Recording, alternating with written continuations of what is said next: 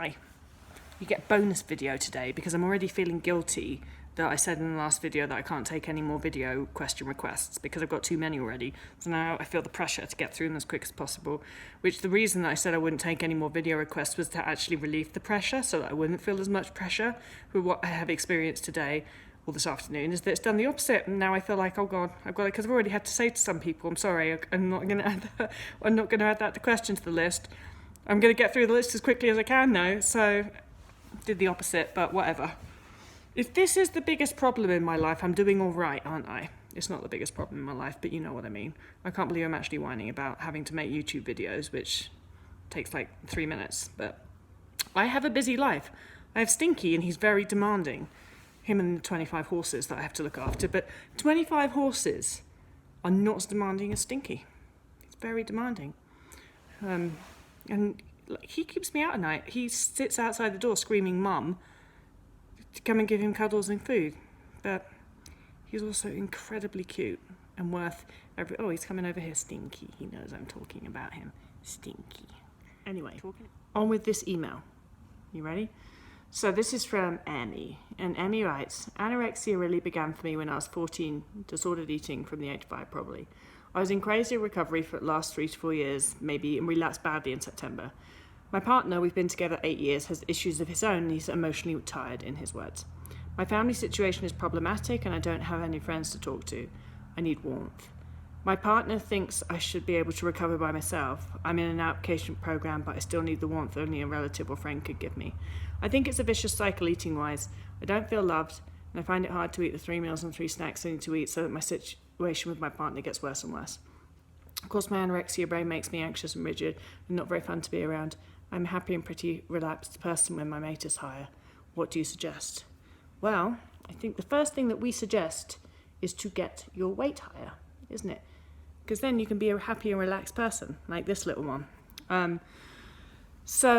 But unlike this little one, when his needs are not being met, he's not a happy and relaxed person. I'll tell you that. And so, it's the same with us, isn't it? When our basic needs are not being met, we're not happy and relaxed, and we're usually irritable and horrible to be around and not very fun.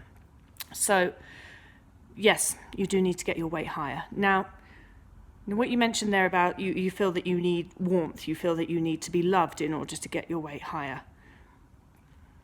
I know I'm going to say that I feel that we all need warmth and we all need to be loved in order to be happy and functioning people.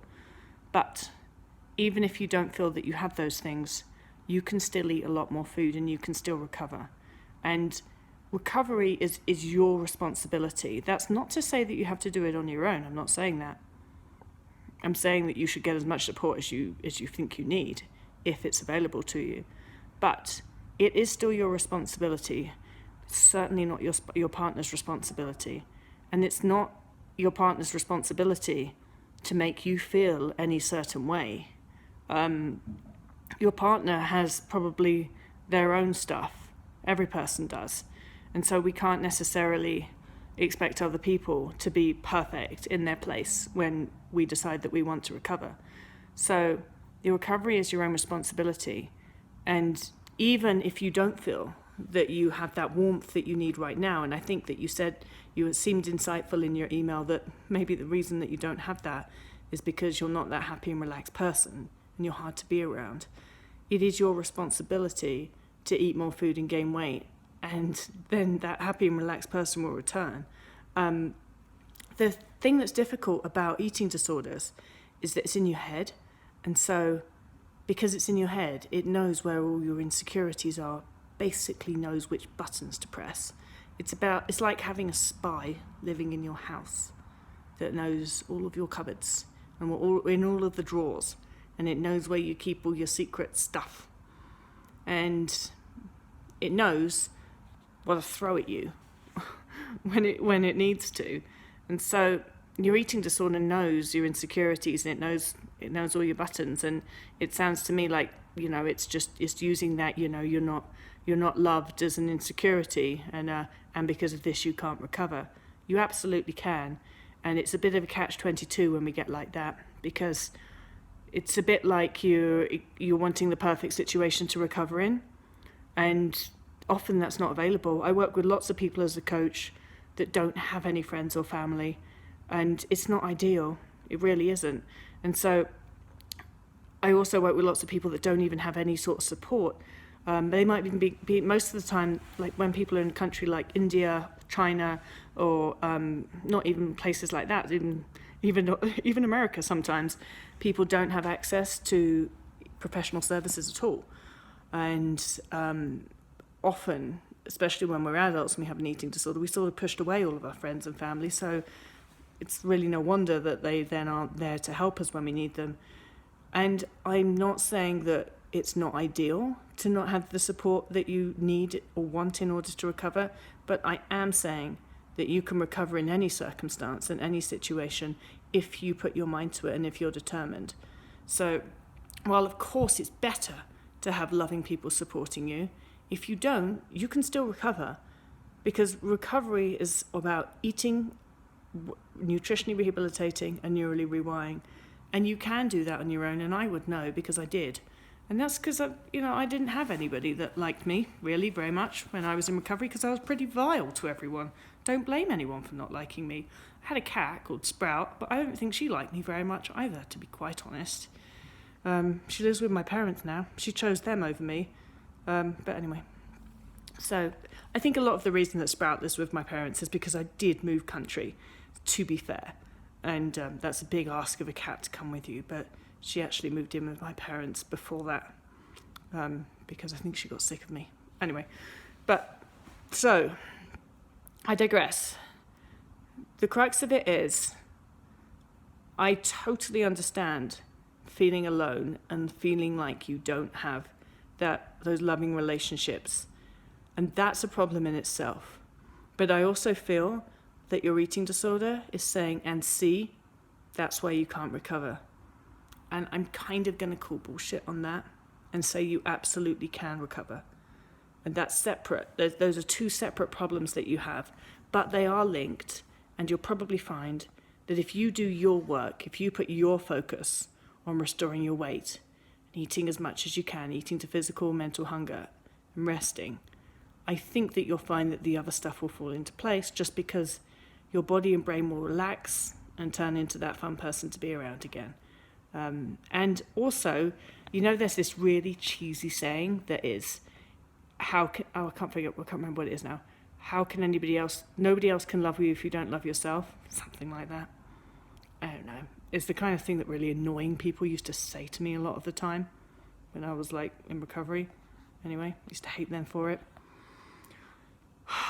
There's a little bit of truth in there, isn't it? If you can't look after your own body and you're kind of like irritable and stuff like that as a result of it, can't expect other people to like you.